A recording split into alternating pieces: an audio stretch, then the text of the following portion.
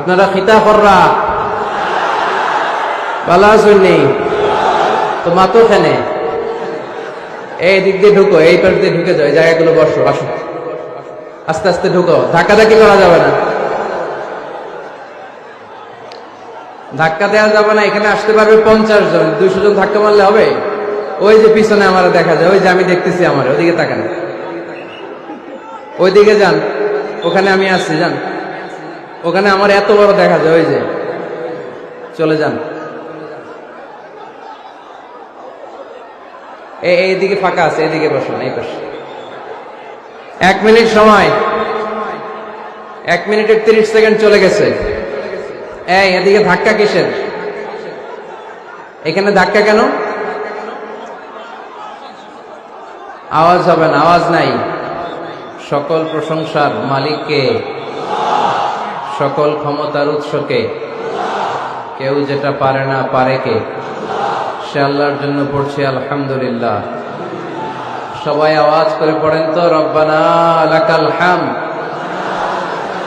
হামদান কাসীরান তাইয়িবান মুবারাকান ফীহি ইয়া রাব্বি লাকাল হামদু কামা ইয়ানবাগি লিজালালি ওয়াজহিকা ওয়া আযীমি সুলতানিকা লাকাল হামদু বিল ঈমান লাকাল হামদু বিল ইসলাম লাকাল হামদু বিল কুরআন। প্রশংসা করলাম কার? সব সময় প্রশংসা চলবে কার? আমরা প্রশংসা করি কার? আমরা যেন বেশি বেশি আল্লাহর প্রশংসা করতে পারি। আল্লাহ তুমি তৌফিক দান করো। আরো জোরে পড়ি আমিন। এখানে কি পিছন থেকে ধাক্কা দিবেন না, পিছন থেকে ধাক্কা দিবেন না। পারলে বসে যান, না পারলে দাঁড়িয়ে থাকেন, ধাক্কাধাক্কি করবেন না। গলায় খুব ব্যথা, কথা বলতে আমার কষ্ট হচ্ছে।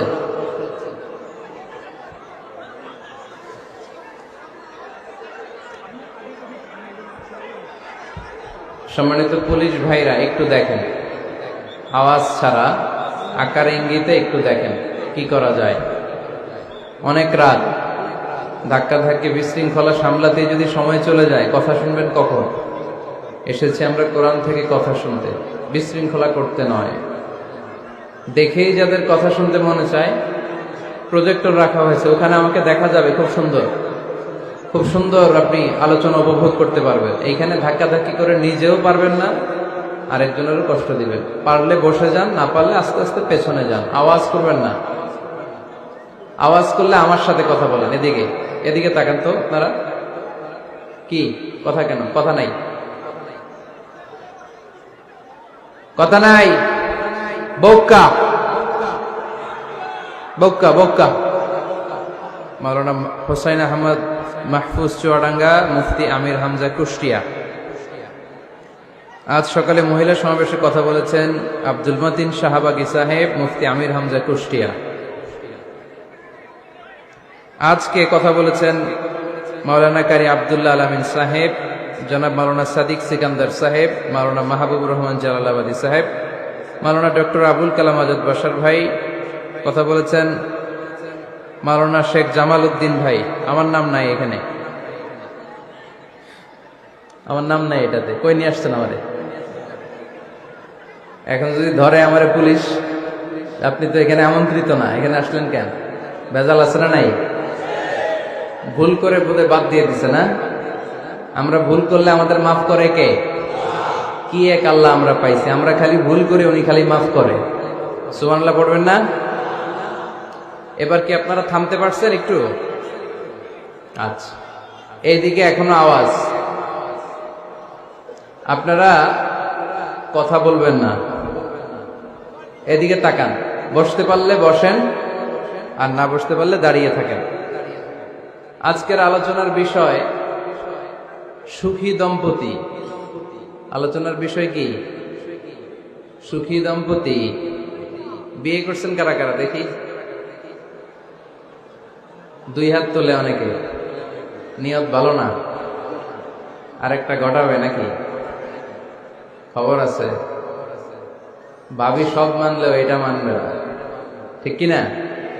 আমাদের দেশের নারীরা ভালোবাসায় ভাগ বসাতে দিতে চায় না, সব মানে সারাদিন এটা বুঝাবেন, বোঝানোর পরে বলবেন না, সবশেষে কি বলে না।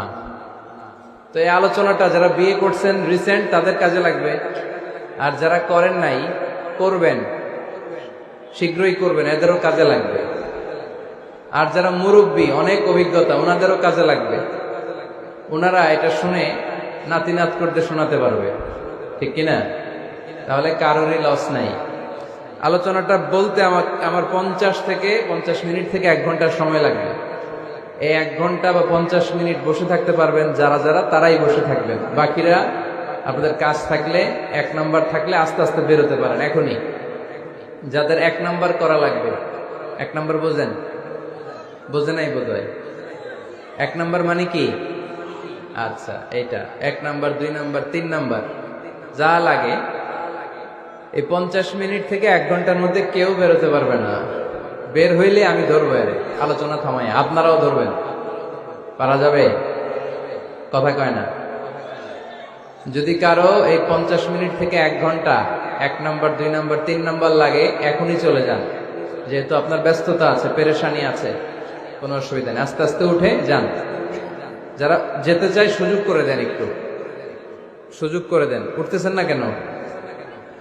তার মানে 1 ঘন্টা থাকবেন আপনারা? আওয়াজ করে বলেন, 1 ঘন্টা থাকা যাবে? অনেক যুবক ছেলেরা দাঁড়িয়ে আর মোড় ভেঙে নিতেছে, এমনি থাকমু হুজুর। মাশাআল্লাহ, খুব ভালো। কয়টার দিকে আসছেন আপনারা?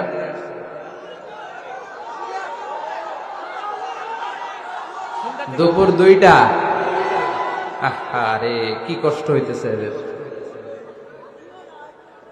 তো এত ঘন্টা যেহেতু থাকলেন, 8 ঘন্টা 10 ঘন্টা, আর 1 ঘন্টা কি কোরবানি করা যাবে? উঠবেন না? না, আমি কিন্তু সুযোগ দিছি, এই 1 ঘন্টার মাঝখানে কেউ উঠতে পারবে না। আর মনে থাকবে? আওয়াজও করতে পারবে না। এদিকে কি কথা নাই?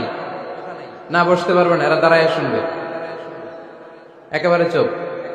প্রতিটা মাহফিলে বিশৃঙ্খলা, কোথাও মন খুলে কথা বলতে পারি না। গেলেই এদিকে ধাক্কা ধাক্কি, মারামারি। প্রজেক্টরের জায়গায় প্রজেক্টর থাকে, সব আসে এদিকে। প্রজেক্টর দিয়া লাভ হয়েছে কি? প্রজেক্টর আছে, ওই যে দেখা যাচ্ছে কত সুন্দর, ওখানে যান, এখানে ধাক্কা ধাক্কি করবেন না। ওখানেও লোক আছে আলহামদুলিল্লাহ, এরা ভালো মানুষ অনেক।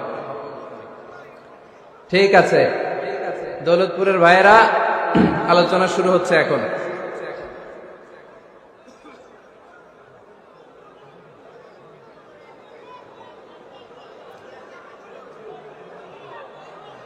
কথা বলা যায় এভাবে?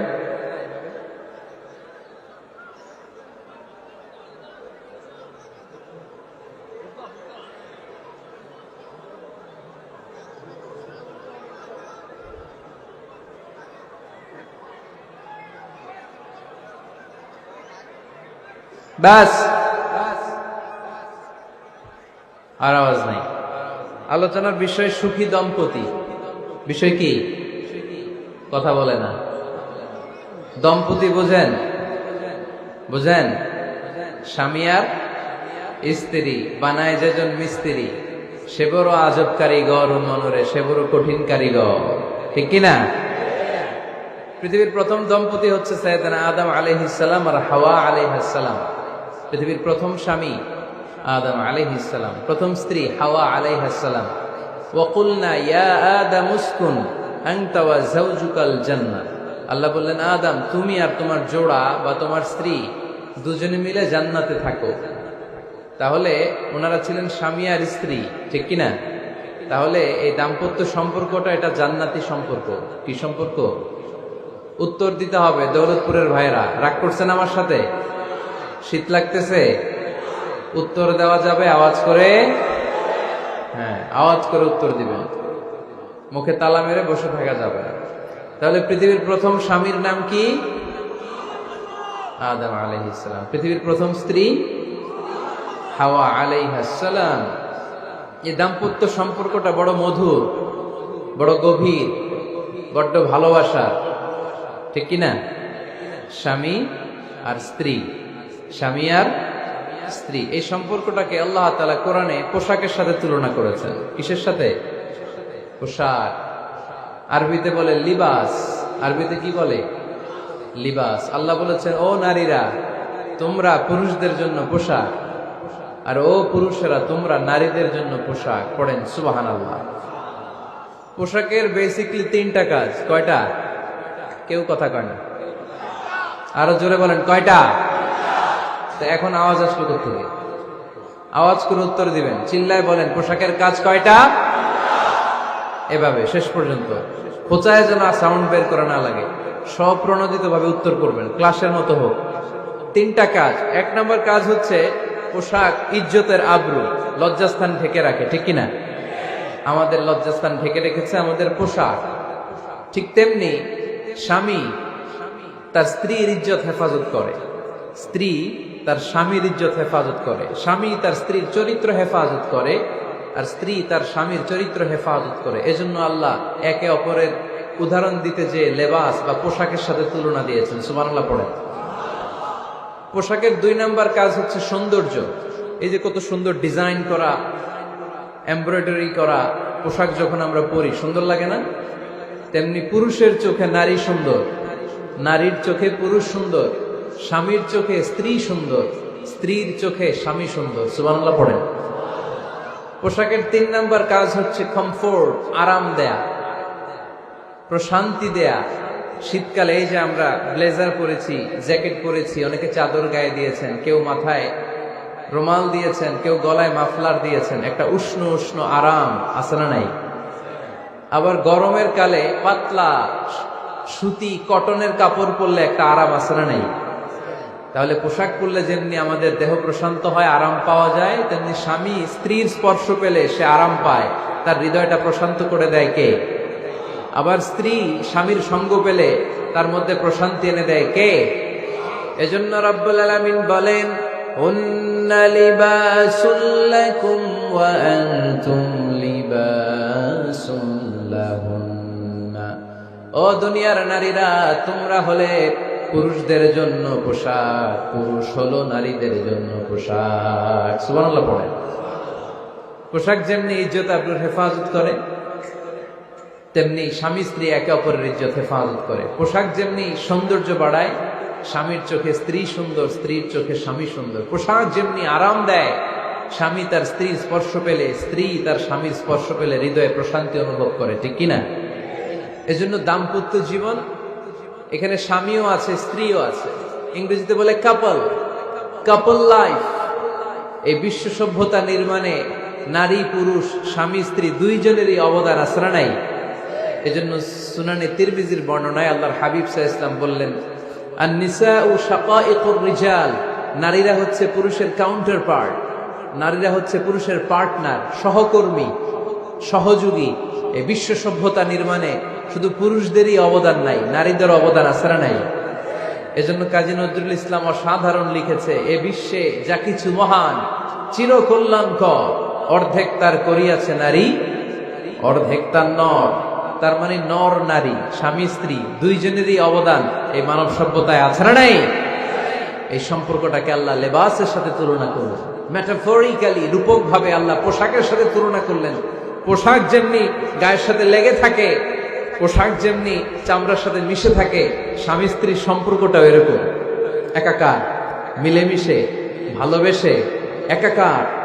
স্বামী স্ত্রীর রিলেশনশিপ সম্পর্কটা অনেকটা হাত আর চোখের মতো। হাত ব্যথা পেলে চোখ দিয়ে পানি ঝরে, আবার চোখ দিয়ে পানি ঝরলে হাত সেই পানি মুছে দেয়, ঠিক কিনা? তাহলে সম্পর্কটা কেমন যেন হাত আর চোখের মতো। হাত কেটে গেলে পানি পড়ে কোন দিক দিয়ে? চোখ দিয়ে পানি ঝরে। আবার চোখ দিয়ে পানি ঝরলে চোখের পানি মোছার জন্য হাতের দরকার আছে না নাই? তাহলে একেবারে মিলেমিশে একাকার সুখী দাম্পত্য জীবন, স্বামী স্ত্রী এই জান্নাতি সম্পর্কটাকে কিভাবে উপভোগ করবে, কিভাবে একে অপরের সাথে ডিলিংস করবে, আচরণ করবে, এ ব্যাপারে কোরআন এবং সুন্নাহয় আমাদের জন্য গাইডলাইন দেয়া আছে না নাই? আমরা গাইডলাইন নিব কোরআন থেকে। কোত্থেকে? কোরআন থেকে আর সুন্নাহ থেকে। কারণ এই কোরআন আর সুন্নাহ আমাদেরকে সঠিক জীবন দর্শন শিখায়, কিভাবে এই পৃথিবীতে চললে পৃথিবীতেও সুখ, আবার আখেরাতেও সুখ, এর সব দিক নির্দেশনা কোরআনে আছে না নাই? তাহলে এই যে স্বামী স্ত্রীর দাম্পত্য জীবন, এক্ষেত্রে প্রত্যেককে আল্লাহ তাআলা কিছু দায়িত্ব দিয়েছেন।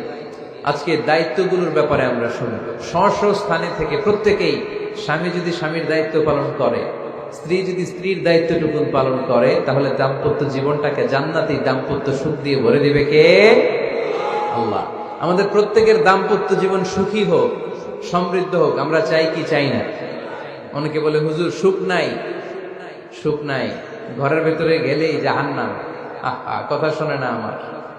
আবার স্ত্রীরা বলে হুজুর দোয়া করবেন, পরকিয়া করে, খালি এসএমএস পাঠায়, আমারে ভাল লাগে না, এখন এখন অন্যদিকে ঘুরে। এরকম আসরা নাই? দুই দিক থেকে অভিযোগ। বোনদের জন্য কোনো প্যান্ডেল ট্যান্ডেল আছে নাকি আজকে? হ্যাঁ, দিনের বেলা সমাবেশ ছিল তো, এটা হয়ে গেছে তো মাইকের সাউন্ড নিশ্চয়ই। এই এদিকে উঠছে কে? টান দেন এদেরকে ধরে, টানেন টানেন, টাইনা বসান বসান, টান দেন টান দেন, হুজুরে ধরেন, হুজুরে ধরেন। ধরতে পারেন নাই হুজুরে? ধরছেন? হ্যাঁ, টান দেন। এই তো, টাইনা বসেন। এদিকে তাকান, এদিকে হয়েছে। হ্যাঁ, বসাই দিচ্ছে। এইভাবে চলবে একেবারে শেষ পর্যন্ত। উঠলে খবর আছে। শুরুতে সুযোগ দিয়েছি, সুযোগ নেন নাই। তো আমরা প্রথমে স্বামীর দায়িত্ব শুনবো। দাম্পত্য জীবনে স্বামীকে আল্লাহ তাআলা কি দায়িত্ব দিয়েছে, তারপর স্ত্রীকে আল্লাহ তাআলা কি দায়িত্ব দিয়েছে, এবং দুইজনের আবার কালেকটিভ সম্মিলিত কিছু দায়িত্ব আছে, এগুলো আমরা শুনবো। শুনতে রাজি আছেন তো? কষ্ট হচ্ছে আপনাদের? আচ্ছা, এই বাম দিকটা আমাকে কষ্ট দিয়েই যাচ্ছে, খালি আওয়াজ, কথা। একটু থামছে, আবার শুরু। কেন? আমার দিকে তাকান। আরেকজনে থামতে বলছে কি আপনার? এই থামো থামো, এগুলো বলেন কেন? আপনি থামেন, তাইলে তো হয়ে গেল। হ্যাঁ, আবার আমার সাথে কথা বলেন, আপনি চুপ। তো প্রথমে আমরা সম্মিলিত দায়িত্বের কথা শুনব। সম্মিলিতভাবে আল্লাহ স্বামী স্ত্রী দুইজনকেই কিছু দায়িত্ব দিয়েছে, যে দায়িত্বটা দুইজনের উপরই বর্তায়। এরপরে শুনবো স্বামীকে আল্লাহ কিছু দায়িত্ব দিয়েছে, এটা শুনবো। এরপরে স্ত্রীকে কিছু দায়িত্ব দিয়েছে, আল্লাহর কসম এই দায়িত্বগুলো যদি স্বামী স্ত্রী সম্মিলিতভাবে পালন করে, এক একটা ঘরকে আল্লাহ জান্নাতি পরিবার বানায় দিবে, সুখী সমৃদ্ধ জান্নাতি দম্পতি বানায় দিবে। এরকম দাম্পত্য জীবন, সুখময় দাম্পত্য জীবন আমাদের হোক। আমরা চাই কি চাই না? চাই। তাহলে আমরা প্রথমে আলাদা আলাদা দায়িত্ব শোনার আগে সম্মিলিত বা কালেকটিভ রেসপন্সিবিলিটি কি আছে, এই সম্মিলিত দায়িত্বগুলো শুনব। স্বামী স্ত্রীর দুইজনের কাঁধেই বর্তায় এরকম প্রথম দায়িত্ব হচ্ছে স্যাক্রিফাইস। দাম্পত্য জীবনের আসল খেলাটা হচ্ছে স্যাক্রিফাইসের খেলা। কিসের খেলা? স্যাক্রিফাইস। এটা লাগবে। আমার বোনেরা অথবা যুবতী বোনেরা, অথবা রিসেন্টলি বিয়ে হয়েছে এরকম বোনেরা, আজকে তো এক ভাই এসে দোয়া চাইল, হুজুর 3 দিন আগে বিয়ে হয়েছে আমার, একটু দোয়া করে দেন। তারপর যুবক ছেলেরা, তোমরা যারা বিয়ে করনি, করবা, খেয়াল করে শোনো, এগুলো কাজে লাগবে। স্যাক্রিফাইসটা খুব জরুরি। স্যাক্রিফাইস ইজ দ্য কি of a successful happy couple life. একটা সুখী দাম্পত্য জীবনের আসল চাবি হচ্ছে স্যাক্রিফাইস। আওয়াজ করে বলতে হবে, চাবিটার নাম কি?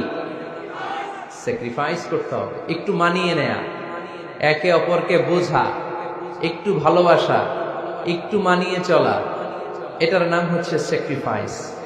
একে অপরকে বোঝার চেষ্টা করা, একটু মানিয়ে চলার চেষ্টা করা, একটু ভালো লাগা, একটু ভালোবাসা, সুখ দুঃখ ভাগাভাগি করে মিলেমিশে একাকার হয়ে যাওয়া, এটার নামই দাম্পত্য জীবন। ঠিক কিনা? হ্যাঁ, এটার নামই দাম্পত্য জীবন। মিলেমিশে একাকার হয়ে যেতে হবে, স্যাক্রিফাইসের মানসিকতা অর্জন করতে হবে। একে অপরের দোষ ধরলে চলবে না, কারণ no one is perfect in this life. আপনি যে আপনার বউয়ের দোষ ধরতেছেন, আপনার দোষ নাই? কথা বলেন না কেন? আপনারও দোষ আছে না নাই? তো লিস্ট দুই ভাবে করা যায়, একটা হচ্ছে দোষের লিস্ট, আর একটা হচ্ছে গুণের লিস্ট। দোষের লিস্ট বাদ দিয়ে দেন। আপনার স্ত্রীর মধ্যে আল্লাহ তাআলা কি কি গুণ দিয়েছে, এই গুণগুলোর লিস্ট করুন, দোষের লিস্ট নয়। দাম্পত্য জীবনটাই এমন, কখনো ঝগড়া, কখনো হাসাহাসি, কখনো মেঘ, কখনো বৃষ্টি, আছে না নাই? হয় না এরকম? আপস এন্ড ডাউনস, মাঝে মাঝে। এটাকে সুখী সমৃদ্ধ করার 1 নাম্বার চাবিকাঠি হচ্ছে স্যাক্রিফাইস। এইদিকে কয়েকটা হচ্ছে, এগুলো টান দেন, বসান বসান বসান বসান। এই যে লাল গেঞ্জি, এটারে বসান, পিছনে সবুজ গেঞ্জি বসান, টাইনা বসান না, আমি বলছি বসান, টান দেন ওরে ধরে, টানেন সবাই মিলে, টান দেন ওরে, হ্যাঁ বসান, হ্যাঁ ধাক্কা মারেন, সাবাস, হ্যাঁ ঠিক আছে। এই বসাইতে পারেন, লাল গেঞ্জি চলে যাইতেছে, ওরে ধরো, এই ঠিক আছে, বসছে, ঠিক আছে বসছে, ফাইন, আমার দিকে তাকান, বসে গেছে। কষ্ট পাইতেছেন আপনারা? হুজুর শেষ করে দেই তাইলে, হ্যাঁ শুনবেন তো? ওঠা বসা কেন? সময় দিয়েছিলাম ওই সময় যান না কেন? পুরো বাংলাদেশটা এরকম ক্যাওস, কেউ নিয়ম মানতে চায় না, যেতে বলছি যায় না, এরপরে কথা শুরু করছে, এখন ওঠা শুরু করছে। তো শৃঙ্খলা আপনি কোথায় কাজে লাগাবেন? এটা কোরআনের মাহফিল, এখানে নীতির কথা শোনানো হয়, তো এখানে যা চলবে সব নীতি মেনেই চালাতে হবে, ঠিক কিনা? অনিয়ম করতে পারবেন না আপনি। আর এখানে তো ওনারা স্বাধীনতা ঘোষণা করছে, আলাদা হয়ে যাবে এরা, আপনারা স্বাধীন হয়ে যান, হয়েছে? এদিকে তাকান।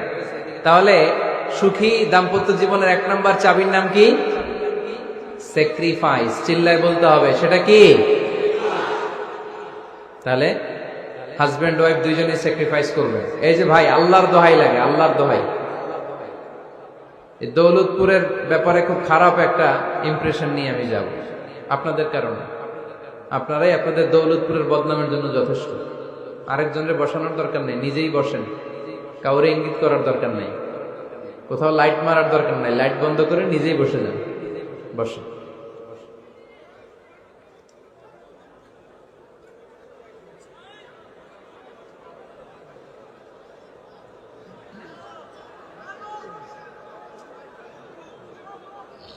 হ্যাঁ ঠিক আছে, এদিকে তাকান। দাম্পত্য জীবনকে সুখী করার 2 নম্বর কালেকটিভ ফর্মুলা হচ্ছে ঝগড়া করা যাবে না। ঝগড়া আপনারা করেন নাকি ভাবির সাথে?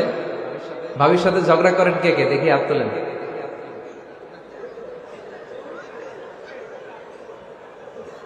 এদিকে সব আল্লাহর ওলি, এরা ঝগড়া টগড়া করে না। আপনি করেন? এই সাহসী সন্তান আছে কিছু, মাশাআল্লাহ, ঠিক আছে, বেশি করেন না আবার। হ্যাঁ ঠিক আছে, ঠিক আছে, তোমরাও করো, বুঝছি, আপনারাও করেন, ওকে। না, ঝগড়া করা যাবে না। একজন ঝগড়া শুরু করলে আরেকজন চুপ থাকতে হবে। দুইজনই ঝগড়া করলে, দুইজন রেগে গেলে ঝামেলা আসরা নাই। স্বামী রেগে গেলে স্ত্রী চুপ, স্ত্রী কখনো রেগে গেলে স্বামী চুপ, দুইজনই রেগে গেলে তৃতীয় বিশ্বযুদ্ধ, ঠিক কিনা? এই জন্য ঝগড়া করতে দেয়া যাবে না।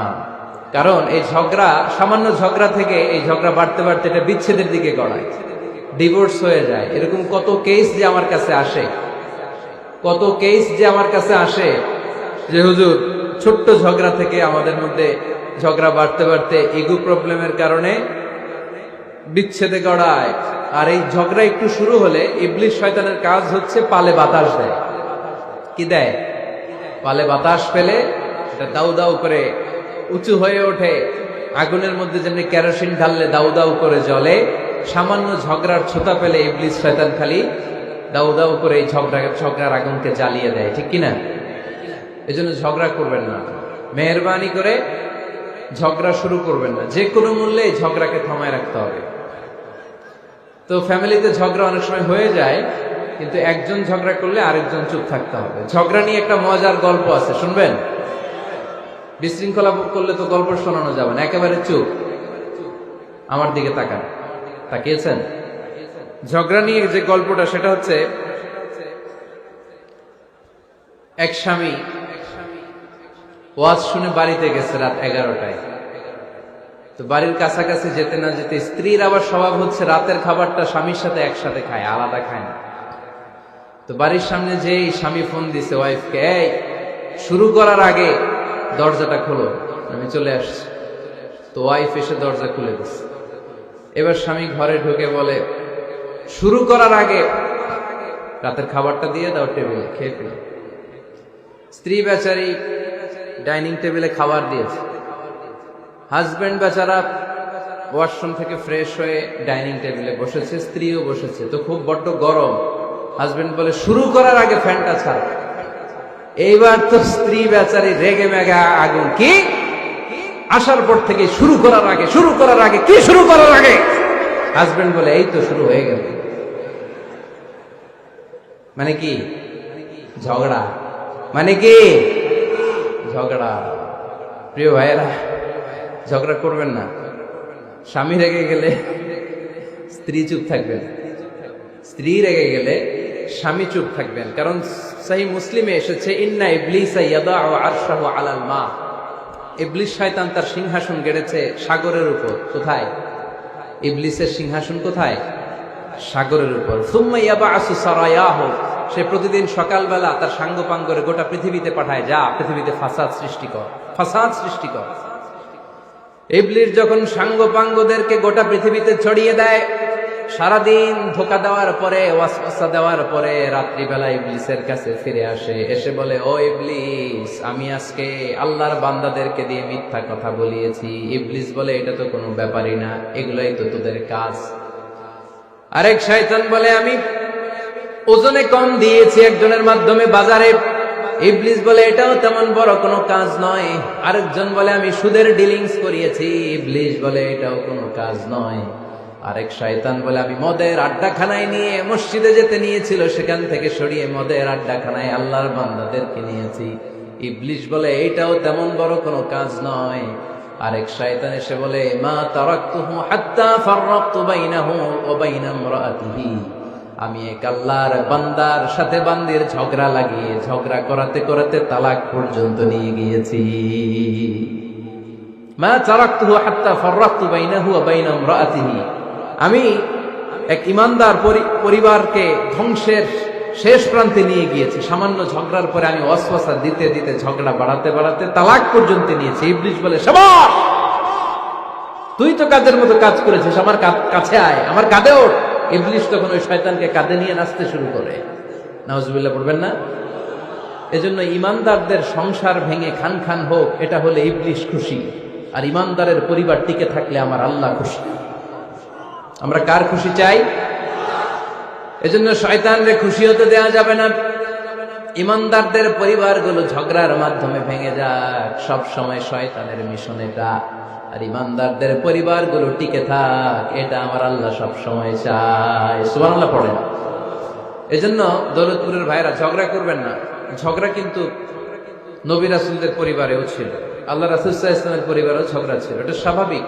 দাম্পত্য জীবনের খুব সিম্পল ইস্যু। একজন রাগ করলে আরেকজন থেমে যাবে। পারবেন? কি হলো, পারবেন না? আল্লাহর হাবিব সাল্লাল্লাহু আলাইহি ওয়াসাল্লামের সাথে আম্মা জান আয়েশার ঝগড়া হতো।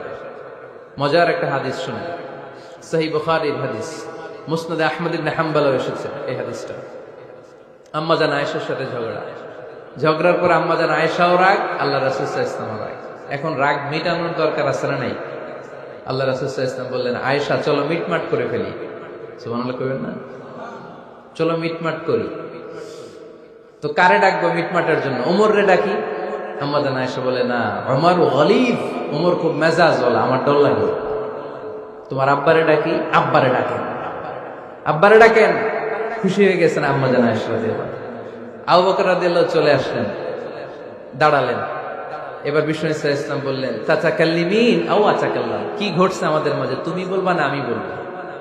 আম্মা জান আয়েশা বললেন, তাতাকাল্লামু আনতা ওয়ালা তাকুল ইল্লা হাক্কান, আপনিই বলেন, তবে সত্য ছাড়া মিথ্যা বলেন না। আবু বকর রাদিয়াল্লাহু তাআলা আনহু শুনে রেগে গেলেন, কি, এ কেমন কথা তোমার? নবীকে উদ্দেশ্য করে তুমি বলছো সত্য ছাড়া মিথ্যা বলবেন না, নবী কখনো মিথ্যা বলবে নাকি? রেগে মেয়ের গায়ে মেরেছে এক চোর। চোর খেয়ে আম্মা জান আয়েশা উল্টে পড়ে গেলেন। সাইয়েদনা আবু বকর রাদিয়াল্লাহু তাআলা আনহু রেগে গড়গড় করতে লাগলেন, আবার মারার জন্য উদ্যত হলেন। আম্মা জান আয়েশা রাদিয়াল্লাহু তাআলা আনহু বাঁচার জন্য এবার বিশ্বনবীর পিছনে যে আশ্রয় নিলেন। সুবহানাল্লাহ পড়বেন না? বিশ্বনবী সাইয়েদনা আবু বকরের সামনে দুই হাত মেলে ভেবে দাঁড়িয়ে গেলেন। আল্লাহর হাবিব যখন আম্মা জান আয়েশাকে বাঁচানোর জন্য দুই হাত উঁচু করে দাঁড়িয়ে গেলেন, সাইয়েদনা আবু বকর থেমে গেলেন। সাইয়েদনা আবু বকর এই পরিস্থিতি দেখে ঘর থেকে বের হয়ে ঘরের বাইরে দাঁড়ালেন। এবার আল্লাহর রাসূল সাল্লাল্লাহু আলাইহি ওয়াসাল্লাম আম্মা জান আয়েশাকে তুললেন, বললেন, ইয়া আয়েশা, কাইফা রাআইতিনি আনকাসতুকি মিনার রাজুল, দেখলা নাকি কেমন করে আমি তোমার বাবার হাত থেকে তোমারে বাঁচালাম? আজকে আমি যদি সামনে দাঁড়িয়ে না বাঁচাতাম, তোমার বাবা তোমারে একেবারে মেরেই ফেলতো। সুবহানাল্লাহ পড়ে। দেখছো আয়েশা, আমি বাঁচাইলাম তোমারে, আমার সাথে ঝগড়া করো, আমি বাঁচাইলাম। এই কথা শুনে আম্মা জান আয়েশা রাদিয়াল্লাহু তাআলা লজ্জায় পড়ে হেসে দিলেন। সুবহানাল্লাহ পড়বেন না? এত আস্তে সুবহানাল্লাহ। লজ্জায় হেসে দিলেন। বিশ্বনবী সাল্লাল্লাহু আলাইহি ওয়াসাল্লাম এবার হেসে দিলেন। দুইজনের হাসাহাসি শুনে বাইরে থেকে আবু বকর রাদিয়াল্লাহু তাআলা আনহু হাসির আওয়াজ শুনে অবাক, কিরে এতক্ষণ যুদ্ধ এখন আবার হাসি? কেন হাসে দেখার জন্য সাইয়েদনা আবু বকর রাদিয়াল্লাহু তাআলা আনহু ঘরের ভেতরে ঢুকলেন। ঢুকে দেখেন আম্মা জান আয়েশাও হাসে, বিশ্বনবীও হাসে, সাইয়েদনা আবু বকর হেসে দিলেন। আরশের উপর থেকে খুশি হয়ে গেলেন কে? এবার সাইয়েদনা আবু বকর বললেন, ইয়া রাসূলুল্লাহ, ইয়া হাবিবাল্লাহ, আশরিকানি ফি সিলমিকুমা কামা আশরাকতুমানি ফি হারবিকুমা। নবী গো, আপনাদের দুইজনের মধ্যে যুদ্ধ লাগলে যেমনি মিটমাট করার জন্য আপনি আমারে ডাকেন, আপনাদের এই আনন্দ গণ মুহূর্তগুলোতে শরীক হওয়ার জন্য মাঝে মাঝে আমারে ডাইকে। সুবহানাল্লাহ পড়েন। আপনাদের মধ্যে যুদ্ধ লাগলে সন্ধি করার জন্য যেমনি আমারে ডাকেন, আপনারা যখন আনন্দ ঘন পরিবেশ এরকম খুনসুটি করেন, হাসাহাসিতে মেতে ওঠেন, তখন একটু আমারে ডাইকেন। সুবহানাল্লাহ পড়বেন না? দেখেন, আল্লাহ রাসূল সাল্লাল্লাহু আলাইহি ওয়াসাল্লাম পৃথিবীর সবচাইতে শ্রেষ্ঠতম মানুষ। উনাদের পরিবারেও ঝগড়া হতো, কিন্তু এই ঝগড়া কোনোদিন তালাক পর্যন্ত গিয়েছে? কথা বলেন না কেন? আল্লাহর হাবিব সাল্লাল্লাহু আলাইহি ওয়াসাল্লাম তার কোন স্ত্রীকে তালাক দিয়েছেন? প্রায় আম্মা জান আয়েশার সাথে রাগারাগি হতো। আল্লাহর হাবিব সাল্লাল্লাহু আলাইহি ওয়াসাল্লাম বলতেন, আয়েশা, কখন তুমি রেগে থাকো সেটাও আমি জানি, কখন তুমি আমার উপর খুশি থাকো সেটাও আমি জানি। ইয়া আয়েশা, ইন্নী লা আ'লামু ইযা কুনতি আন্নী রাদিয়া ওয়া ইযা কুনতি আলাইয়া গাদবা। আয়েশা, কখন রেগে থাকো তাও বুঝি, কখন খুশি থাকো তাও বুঝি। আম্মা জান আয়েশা বললেন, ইয়া রাসূলুল্লাহ, কেমনে বোঝেন? বিশ্বনবী বললেন, তোমার দোয়ার বাক্যগুলো শুনো বুঝি। যখন তুমি আমার উপরে খুশি থাকো তখন দোয়ার সময় তুমি এভাবে বলো, ওয়া রাব্বি মুহাম্মদ, ও মুহাম্মাদের রব, আপনি আমাদের সব গুনাহ মাফ করে দেন। আর যখন তুমি আমার উপর রেগে থাকো তখন তুমি মুনাজাতের সময় বলো, ওয়া রাব্বি ইব্রাহিম, ইব্রাহিমের রব, আপনি আমাদেরকে ক্ষমা করে দেন। তার মানে যখন তুমি রেগে থাকো তখন দোয়ার সময় আমার নামটা মুখে নিতে চাও না।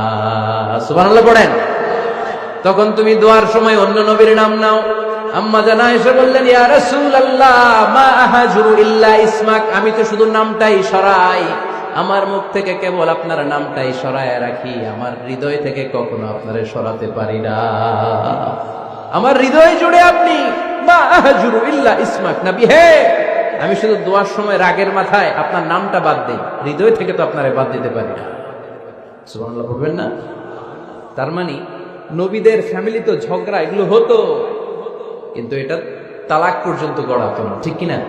তাহলে এখন থেকে আমাদের এই স্লোগান নিতে হবে, ঝগড়া করলেও আমরা ডিভোর্সের দিকে যাব না। পারা যাবে? আর একজন রেগে গেলে আরেকজনকে চুপ থাকতে হবে। ভাবি রেগে গেলে আপনি চুপ, পারবেন? পারবেন না?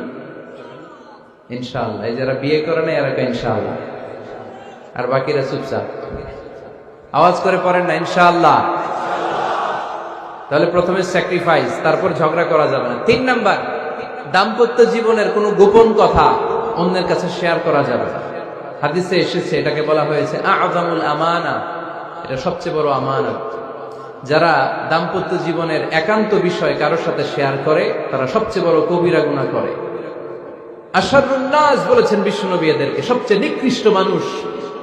ইয়াউমাল কিয়ামাতি মানজিলাতান, আল্লাহর কাছে কিয়ামতের দিন সবচাইতে নিকৃষ্ট হয়ে দাঁড়াবে ওই দম্পতি, ওই নারী কিংবা ওই পুরুষ, তুফদি ইলা যাওজিহি ওয়া ইউফদি ইলা যাওজিহা সুম্মা ইউনশিরু সিররাহা। তারা একান্ত সময়ে ফিজিক্যাল ইন্টিমেসিতে যা করে এটা পরে মানুষের কাছে বলে বেড়ায়, এরকম আছে না নাই? খবরদার, এটা বড় কবিরা গুনাহ। অনেক বোনরা একসাথে হলে দাম্পত্য জীবনের বিভিন্ন গোপন বিষয় নিয়ে কথা বলে, আছে না নাই? অনেক পুরুষরা একে অপরের সাথে, বন্ধুদের সাথে বিভিন্ন বিষয় নিয়ে শেয়ার করে, এটা এমন ওইটা এমন, এগুলো বলা যাবে? আসিবাউ হারাম। দাম্পত্য জীবনের সব বিষয়, স্বামীর সব বিষয় স্ত্রীর কাছে আমানত, স্ত্রীর সব বিষয় স্বামীর কাছে আমানত রেখেছে কে? দাম্পত্য জীবনের এই প্রাইভেট লাইফের কোনো কিছু কিয়ামত পর্যন্ত অন্যের কাছে প্রকাশ করাকে হারাম ঘোষণা করে দিয়েছে কে? এজন্য খবরদার আমার বোনেরা, একসাথে মহিলারা হলে পেটের কথা পিঠের কথা সব বের করে দেয়, আছে না নাই? কিছু থাকে না, সব বের হয়ে যায়। খবরদার, সব বললেও দাম্পত্য জীবনের কোনো কথা শেয়ার করা যাবে? আমার ভাইয়েরা খবরদার, আপনাদের দাম্পত্য জীবনের কোনো কথা আপনার বন্ধুর সাথে শেয়ার করতে পারবেন না, এগুলো ফ্যামিলির শান্তি নষ্ট করে, দাম্পত্য জীবনের সুখকে নষ্ট করে। তাহলে 3 নাম্বার, প্রাইভেসি বজায় রাখবে, এটা দুজনেরই দায়িত্ব। 4 নাম্বার, অহেতুক সন্দেহ পরিহার করবে। অনেক স্ত্রী আছে হাজবেন্ডের খালি সন্দেহ করে, এই ওদিকে তাকাই লেখেন, ওই মেয়ের দিকে তাকাই লেখেন, মোবাইল দেখি, মোবাইল দাও, ফেসবুকের পাসওয়ার্ড দাও, ঢুইকা দেখি মেসেঞ্জারে কার সাথে চ্যাট করছে, এই অফিসের ফাইল দেখি, এই এটা দেখি, এই তোমার ইনবক্স চেক করবো, এদিকে দাও। আছে না নাই? এই সন্দেহ ঘরটারে জাহান্নামের টুকরা বানিয়ে ছেড়েছে। অহেতুক সন্দেহ করবেন না। আবার ভাইরা ভাবিদেরকে অহেতুক সন্দেহ করবেন, এই ওদিকে গেলা কেন, ওদিকে তাকাইলা কেন, এটা করলা কেন, ওইটা করলা কেন, দেখি তোমার মোবাইল, তোমার মোবাইলের গ্যালারি দেখি, লক করে রাখছো কেন, লক খোলো। আছে না নাই? অহেতুক সন্দেহ ফ্যামিলিটারে জাহান্নামের টুকরা বানিয়ে দেয়। হ্যাঁ, ভ্যালিড কোনো অপরাধ যদি স্বামী করে ফেলে, ভ্যালিড কোনো অপরাধ যদি স্ত্রী করে ফেলে, পরকীয়ার কোনো বিষয় যদি প্রমাণিত হয়, বসেন, কনসাল্ট করেন, একে অপরের সাথে কথা বলেন, জিজ্ঞেস করেন। কিন্তু অহেতুক, আমি অনেক ফ্যামিলি এরকম দেখেছি, আমার কিছু বন্ধুকেও আমি দেখেছি যে এদের অবস্থা খুব খারাপ, খালি সন্দেহ করে। আছে না নাই? সন্দেহের রোগটা বড় রোগ, এই রোগ থেকে বেরিয়ে আসতে হবে। অহেতুক সন্দেহ করা যাবে না। 5 নাম্বার, হাজব্যান্ড ওয়াইফের দায়িত্ব হচ্ছে একে অপরের সহযোগী হতে হবে, সহকর্মী। আল্লাহর জান্নাত পাওয়ার ক্ষেত্রে একে অপরের সহযোগী। আপনি একা জান্নাতে যাবেন, ভাবি জাহান্নামে, এটা আপনি চান? জি না, আওয়াজ নাই আমগো গলায়। আপনি এটা চান? ভাবি একা জান্নাতে যাবে, আপনি যাবেন না, এটা ভাবি চায়? চায় না। তাহলে গেলে একসাথেই যান না, একসাথেই যান, একসাথেই যাবেন, আলাদা না। এজন্য আল্লাহর আনুগত্যে, আল্লাহর ইবাদতে, দাম্পত্য জীবনে একে অপরের সহযোগী হতে হবে। স্বামী ভুল করলে স্ত্রী সুন্দর করে শুধরে দিবে, স্ত্রী ভুল করলে স্বামী শুধরে দিবে।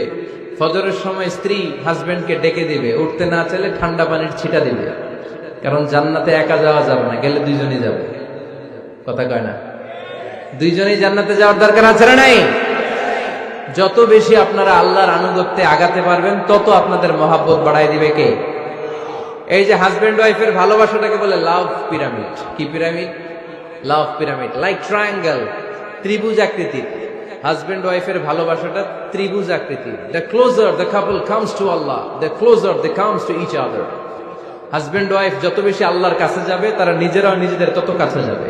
হাজবেন্ড ওয়াইফ আল্লাহর সম্পর্ক থেকে যত দূরে সরে যাবে, তারা নিজেরাও নিজেদের থেকে তত দূরে সরে যাবে। ঠিক কিনা?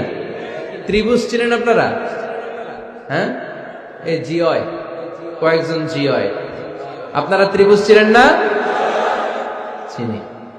জিওয়, ঠিক আছে। ত্রিভুজের কয় কোণা? হ্যাঁ, 3 কোণা। এই যে এরকম লাভ পিরামিড, 3 কোণা। এই উপরের কোণায় আল্লাহর অবস্থান, আর এই কোণায় স্বামী, এই কোণায় স্ত্রী। তো তারা আল্লাহর দিকে যত যাবে, নিজেরাও তত কাছে যাবে। আর তারা আল্লাহর সম্পর্ক থেকে যত দূরে চলে যাবে, নিজেদের মধ্যে দূরত্ব বাড়তে থাকবে। ঠিক কিনা? পিরামিডটা বুঝতে পারছেন? ত্রিভুজ আকৃতির সম্পর্কটা লাভ পিরামিড এরকম, 3 কোণা। উপরের কোণায় থাকে আল্লাহ, এদিকে স্বামী, এদিকে স্ত্রী। তারা যদি আল্লাহর কাছে উভয়ে যেতে চায়, উভয়ে কাছাকাছি আসতেছে না? কথা বলেন না কেন?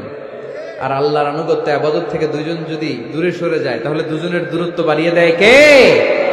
এজন্য স্বামী হবে স্ত্রীর সহযোগী, সহকর্মী। নামাজের সময় একে অপরকে ডেকে দিবেন, মোবাইলে অ্যালার্ম দিয়ে রাখবেন। স্বামী স্ত্রীরে ডাকেন, স্ত্রী স্বামীরে ডাকেন। স্বামী স্ত্রীকে কোরআন তেলাওয়াত শোনাবেন, স্ত্রী স্বামীরে কোরআন তেলাওয়াত শোনাবেন। ফ্যামিলিটারে জান্নাতি ফ্যামিলি বানায় দিবে কে?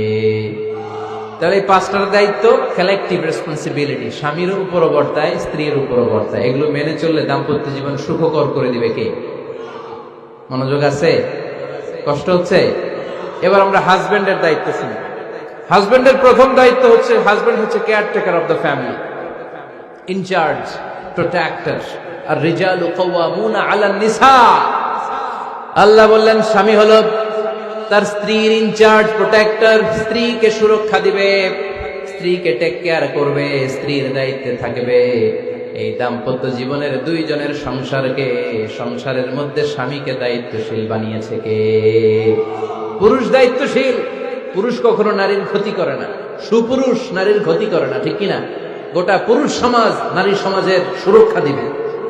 যেগুলো নারীকে একান্তে পেলে রেপ করে। এই যে ঢাকা বিশ্ববিদ্যালয়ে একটা রেপের ঘটনা ঘটছে না, যে এই বেয়াদবটা এই কাজ করেছে, এটা কি পুরুষ না কুপুরুষ?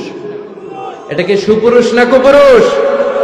সুপুরুষ নারীর প্রোটেকশন দেয়, নারীর টেক কেয়ার করে, তার ইনচার্জ, তার দায়িত্বশীল। দাম্পত্য জীবনে অর্থনৈতিক যত দায় দায়িত্ব আছে সব আল্লাহ তাআলা পুরুষের কাঁধে দিয়েছে। কার কাঁধে? এই দাম্পত্য লাইফে নারীর কোন অর্থনৈতিক দায় দায়িত্ব নারীর কাঁধে আল্লাহ দেয় নাই। এজন্য সব অর্থনৈতিক দায়িত্ব পুরুষের ঘাড়ে। 4টা অর্থনৈতিক দায়িত্ব আছে। পুরুষ নারীকে মোহরানা দিবে, পুরুষ নারীকে খাবারের ব্যবস্থা করবে, পুরুষ নারীকে পোশাকের ব্যবস্থা করবে, পুরুষ নারীর জন্য রেসিডেন্সিয়াল ব্যবস্থা করবে। ঠিক কিনা? وآتوا النساء صدقاتهن نحلة فإن طبن لكم عن شيء منه نفسا فكلوه هنيئا مريئا। সুবহানাল্লাহ পড়ে। সব স্বামীদেরকে আল্লাহ ডেকে বললেন, ও স্বামীরা শোনো শোনো,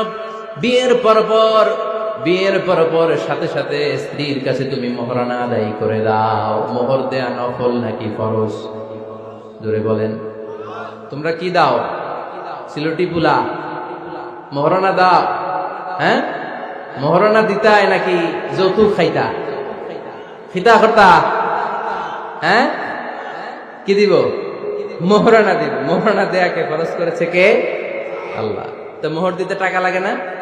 এই টাকার দায়িত্ব পুরুষের ঘাড়ে দিছে কে? 2 নাম্বার দায়িত্ব, আলাল মাউলুদি লাহু রিজকুহুন্না ওয়া কিসওয়াতুহুন্না বিল মা'রুফ। স্বামী স্ত্রীর জন্য খাদ্যের ব্যবস্থা করবে, পোশাকের ব্যবস্থা করবে। 3 নাম্বার, ওয়াসকিনুহুন্না মিন হাইসু সাকানতুম মিন ওয়াজদিকুম। নিজের সামর্থ্যের মধ্যে থেকে স্ত্রীর জন্য রেসিডেন্সিয়াল একটা এরিয়ার ব্যবস্থা করে দিবে। সুবহানাল্লাহ পড়ো। তাহলে অর্থনৈতিক দায়িত্বের মধ্যে 4টা: মোহরানা দেয়া, মিলস খাবারের ব্যবস্থা করা, মানে ফুডিং এন্ড ক্লোথিং, পোশাকের ব্যবস্থা করা, সর্বশেষ রেসিডেন্সিয়াল ব্যবস্থা করা। এই যে অর্থনৈতিক সব দায়িত্ব, খরচ যেখানেই আছে, সব দায়িত্বগুলো পুরুষের কাঁধে দিল কে? চিল্লায় বলেন কে? খরচের সবকিছু আল্লাহ তাআলা পুরুষের কাঁধে দিয়েছে। এটা হচ্ছে পুরুষের ফিনান্সিয়াল দায়িত্ব। এবার দাম্পত্য জীবনে পুরুষের নন ফিনান্সিয়াল কিছু দায়িত্ব আল্লাহ তাআলা দিয়েছে, এগুলো আমরা শুনবো। এদিকে ওঠাওটি করলেন কে কে দেখি? আটকান, এদেরকে আটকান। ধরেন ধরেন, এদেরকে ধরেন। হ্যাঁ, কি হইছে? শেষ করে দিব তো? খিতা কইতা? হ্যাঁ, জোরে মাতো। চলবে চলবে? হ্যাঁ, তাকবীর পড়েন তো দেখি। যারা চলবে বলতেছেন লিল্লাহি তাকবীর।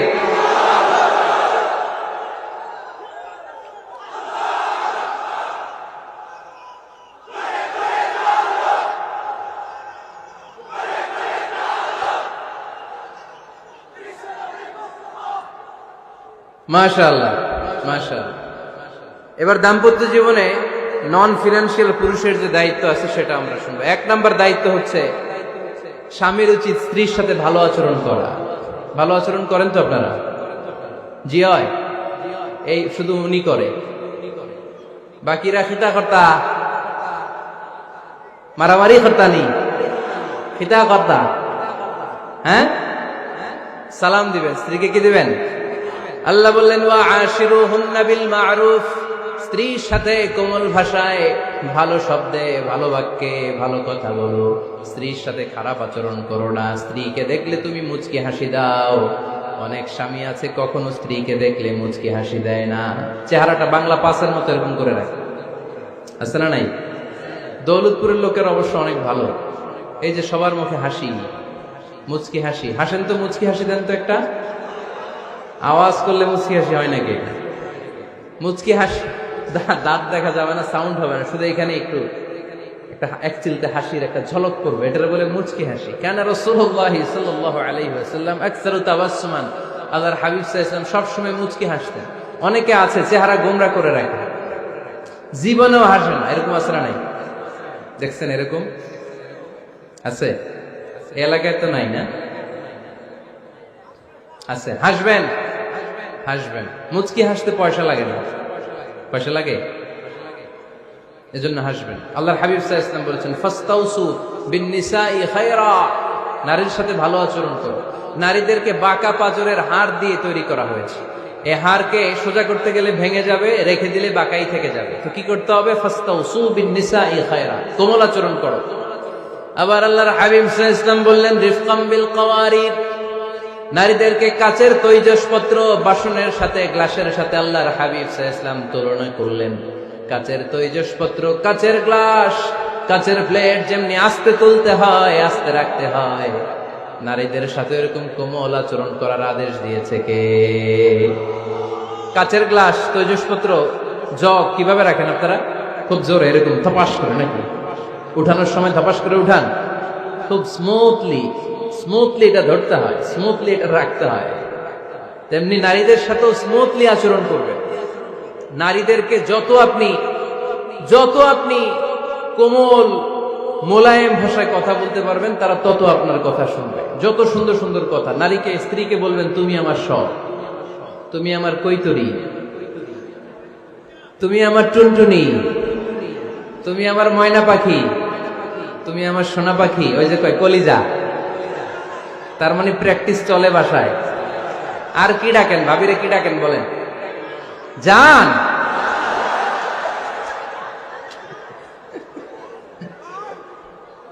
জান ডাকেন।